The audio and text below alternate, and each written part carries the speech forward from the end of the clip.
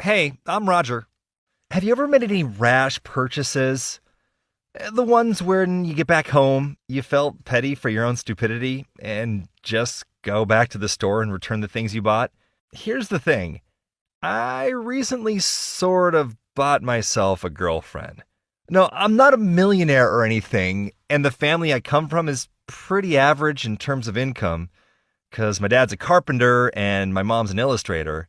We weren't poor, though. I mean, my parents could afford to send me to college, where I'm studying now in my second year. You might ask where I got money for a girlfriend, though, and I'll tell you. When I was 14 and Dad and I went to the city to do his errands, I saw an extremely awesome car. It was an Aston Martin, and it was one of the latest models. And when I heard my dad sigh, which I thought was indicating his own unfulfilled dreams, I decided that when I grow up, I'll do everything in my power to provide my parents with a better life. For starters, I began to look for any way to make a dollar, whenever it was possible, and I saved all the money I earned. At first, I was a helper in a flower shop, run by our neighbor. Then I worked part-time at the car wash and as a janitor in one of the local cafes. And as soon as I entered college, I started making money as a teaching assistant. So by the time this story happened, I managed to save a few $1,000s and was right away thinking of either starting any business or investing it in the stock market. And that's when I met Becky. Oh, she looked like a model or something, with her perfect body, long blonde hair, and big green eyes. For me, it was love at first sight, or a spark, or whatever it's called. But she obviously was not considering me as a possible boyfriend. I'm not sure if she would have noticed me at all if I hadn't distinguished myself during our macroeconomics class, fending off the professor's questions. Anyway, as soon as she understood that I was kinda smart, she began being friendly with me. And even though my fellows were saying that she only needed me to do her homework, I didn't mind, because I thought this friend zone would eventually give me an opportunity to ask her out. You would be amazed if you knew how many times I tried to ask Becky on a date, but she was always in the middle of something important. I knew that such a special girl deserved something special, so I thought that maybe it was the way I was asking her out that didn't actually work. That's why once I mustered up all the courage that I had and asked her on a date right in the middle of a lecture. I promised to make it a real fairy tale for her if she said yes. People around us began giggling and hooting, and the professor promised to arrange a personal fairy tale for me in the form of a pop quiz. But it all didn't matter, because Becky finally said yes. It turned out that it was extremely hard to come up with a perfect scenario for a fairy tale date. All of my friends are suggesting different classy things like a bouquet of roses and a walk in the park, but I desperately wanted to amaze her. I thought it wouldn't be a big deal if I put my hand in my savings to, make that evening totally memorable. And for that, I definitely needed some money. So on the big day, I ordered the flowers to be delivered to her starting in the early morning and kept different bouquets coming every hour until 6 p.m., when we were supposed to meet at a restaurant. After dinner, we went to a park where a horse and carriage were already waiting for us. And after a short ride, we sat together on a park bench with a wonderful view of the night city, and I gave her a nice silver bracelet. Yeah, I know. I might have been a little stupid to risk that much, because she promised me nothing. But I was totally in love with Becky. And when she gave me a kiss, I understood that it was worth every dollar I spent. Of course, since that date, we became an actual couple. And during the whole next week, from time to time, I heard other girls whispering and gossiping about that night, which actually meant that Becky liked it so much that she kept bragging to everyone about how romantic I was. I was totally happy with her, and I basically felt like I could fly. There was only one thing that didn't bother me at first, but at some point started to become very suspicious. Becky kept demanding presents and surprises from me. And even though I knew that all girls like experiencing that kind of stuff from time to time, I couldn't help but think that my girlfriend turned out to be quite a materialistic gist. I'll explain a little. One day, Becky kept giving me hints that she badly needed a beautiful and expensive dress, and it happened to be on sale, but she didn't have enough money and so on. So I bought it for her. In the next 2 days, she asked me to go with her to pick up a present for her friend who had a birthday coming up. And while doing so, she found some nice shoes to match that dress that I bought earlier. So I bought them. And that stupid present for a friend of hers. A month into our relationship, she said it was for our first anniversary and so on. So, I had to spend some money again. Yes, I know, I should have talked to her about that. It's just, I loved her. And I couldn't resist when she started using that baby talk and stuff. Anyway, then spring break came, and I really wanted to visit my family back in my hometown. I told Becky about that, and she really surprised me by saying that she also wanted to come, to be introduced to my mom and dad. This was quite unexpected and totally awesome, so I bought 2 tickets instead of 1 and called Mom to say that I wouldn't be coming alone. I saw how nervous and anxious Becky was in the airplane, and she kept asking what she should do to please my mom and what topics my dad liked to discuss and stuff like that. And when we arrived to my house, I noticed that my parents were also sort of getting ready to entertain us. Everything was sparkling and fresh. Flowers were everywhere. And suddenly I felt like I could really become one family with Becky someday. And I even saw a picture in my head of how we would come here every Christmas. But you know what was strange? Becky seemed to be surprised by what she was seeing. I mean, the house and my parents, but not in a good way. As soon as she entered the house, it seemed to me that she had an expression of disgust on her face, as if something smelled bad there. And when my mom hugged her, saying that it was nice to meet her, she barely smiled and said nothing. She was silent during the whole dinner and practically ate nothing, although everything was really delicious. And I saw that my mom had spent hours cooking the whole meal. And then Becky simply said that she had to get back to college and left the table. The next day, she demanded that I drop her off at the airport. Everybody was so confused, especially me, taking into account that she was the one who suggested we come here together. I rushed to talk to her, and even though I felt really offended, I tried to sound calm. She, on the other hand, turned hysterical and started accusing me of lying to her by saying something like I came from a wealthy family just to have a relationship with her. And now it turned out that my family could barely afford to have a decent meal on the table. This made me really angry. Normally, I don't let anybody talk like that about my parents. But that time I happened to fall in love with that somebody and just didn't really want to lose her after a simple misunderstanding. I tried to explain to Becky that I wasn't a liar and that her behavior was inappropriate, but she didn't want to listen. So she just left and I stayed there at a total loss for words. Of course, after the break was over, I had to get back to college, and I was pretty sure that Becky had already spread the word about my dishonesty and other nasty stuff. But something totally opposite happened right on the first day we saw each other. She rushed to me and started apologizing for being rude with my parents.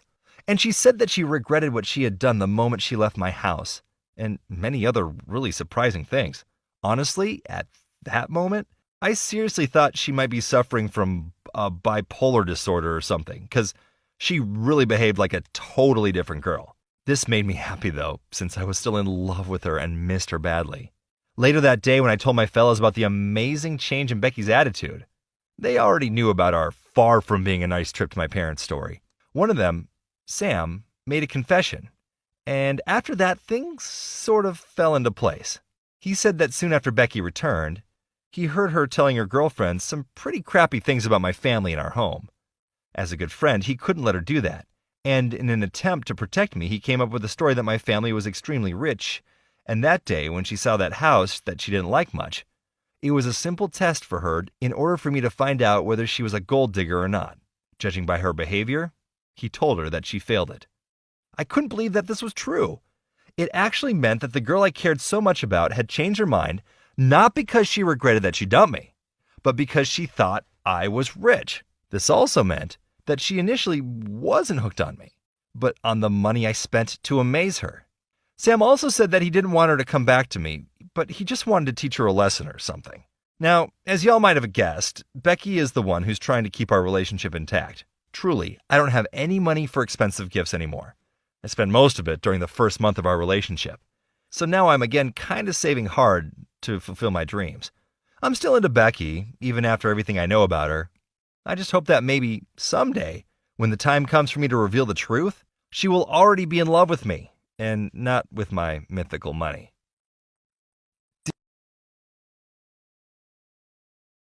Hello, my name is Derek. You know what is the biggest ambition of my life? I want to become a famous chef. I have known what I wanted to be since when I was 4 years old. I helped my mum for the first time to make Christmas cookies. So I'm not going to tell you a heroic story on how I suffered to study cooking, not at all. The biggest obstacle on my path to becoming a new Gordon Ramsay, surprisingly, was my dad. Listen to how this happened. So after my first tray of cookies, I was deeply impressed by this magic of converting simple products into beautiful dishes. My mom taught me every day something new. And as I was 7, I already could cook a simple breakfast for the whole family, on my own. While all of my friends were playing football or listening to music, I was experimenting in the kitchen. Well, we are in the 21st century, and it doesn't shock anyone, does it? Well, at least I thought it didn't. Until one day when I was 12, I came to my dad and told him I wanted to take up cooking class. What? Are you kidding me? Cooking class? Why can't you just silently do it at home, like you have been doing till now? What do you need your classes for? You are doing quite well without any training. If it's a matter of money, I said in a peacemaking way, I have some pocket money saved, so I can contribute. That is my dream, I want to become a chef. Here I saw that my dad was slowly becoming red of anger. Do you really think that becoming a chef is a thing for a boy? Forget it. You can take up boxing or football if you want, but no cooking classes in my home. I was literally destroyed. I came to my mum for support and explained the situation. She was very understanding and said I could go to the courses while she discussed the matter with my dad. I started my classes and was really ecstatic to learn all those magical tricks and procedures that were my first steps towards my dream to become a professional cook. My dad seemed to calm down a bit. I don't know if it was just that he couldn't do anything about that, or my mother's negotiation helped. He just preferred not to comment when I was boasting some new dish I learned. I didn't realize what actually was going in his head. He decided to sabotage me. Once I was preparing a homework, which was quite a simple chocolate cream sponge cake. I was supposed to bring it to class and let everyone try it. So I am cooking, all the ingredients taste fine. I make the cream and make it cool a little, when my dad comes to the kitchen and asks me to help my mom do the laundry. As I returned from the basement, I finished my cake, connected the layers with my cream, cover it all with fondant and frosting, and it is there, all beautiful and ready for tasting. When I come to the class, I look forward to receiving top marks, as I am sure my cake is excellent. Our professor cuts out a piece and makes the first bite. I anticipate his smile, but see that his face is slowly changing into a weird expression of misunderstanding. My heart sinks. What is the problem? I ask in a defeated tone. Do you ever taste what you cook? How come have you mistaken sugar for salt? The cream is salty. I was really sad and I didn't understand how this could have happened as I had tasted everything the previous night. When suddenly it occurred to me that it was my dad who remained alone in the kitchen with my cake. What a villain! I faced him like a man and asked him directly. Dad, were it you who has salted my cream? I saw him somehow ashamed as he admitted. Dad, I am already learning cooking, so deal with it. I was angry as hell. He sighed and said, Son, I need to tell you something. Sit down. He came out of the room and brought back an old photo album I had never seen before. He opened it and I opened my mouth. There he was, my dad as a teenager, in fancy glittery suit dancing with a sun-tanned teenage girl. I have never showed it to anyone. This is an old and painful story for me. No one knows it, and I beg you to keep it a secret. I adored dancing and was really good at it. I took up classes when I was about your age, and was even participating in several contests. Until one day, I don't know how my classmates found out about it. Can you imagine their reaction? No, I looked puzzled. They started mocking me and told me that dancing was for girls. They treated me horribly, and after all, I had to give up. But they remembered it, and made my life hell till the very end of school. I know how this finishes, so I wanted to protect you. Dad, but my classmates already know and think it's cool. especially after I brought my homemade muffins to school. Dad seemed lost at this news, just opening and closing his mouth in astonishment. But would you still like to dance? I went on. Yes, but keep quiet on this. Not even Mom knows. It's okay that you cook, as far as you don't have problems at school. Off you go. Dad seemed pretty embarrassed by his sudden coming out. That still didn't avert me from cooking, and I got a plan. I had a chat with my mom next day on some secrets my dad kept from her.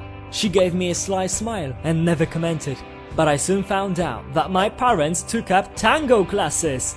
Now imagine, I've prepared a supper for their return from the first lecture and was expecting them really excited. When they came in, my dad gave me a warm hug and hissed "traitor" straight into my ear. But he didn't look sad at all, as I gave him a cunning wink. That's how I learned that if you have a dream and you know it's the right one, you just don't need to get influenced by other people's opinions. And in case you give up on something you really like, it will just find its way back to you anyway. Keep dreaming and go towards it, and you will be alright, take my word.